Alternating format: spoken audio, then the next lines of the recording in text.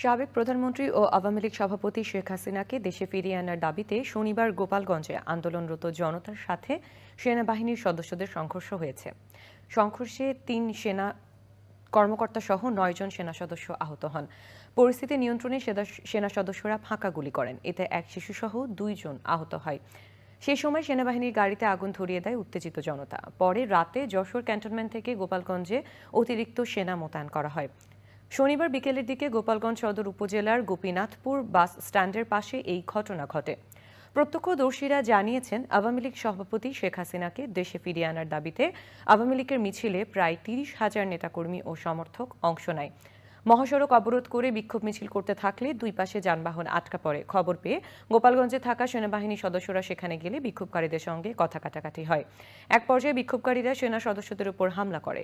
পরিস্থিতি নিয়ন্ত্রণে সেনাবাহিনীর সদস্যরা ফাঁকা গুলি ছোড়েন।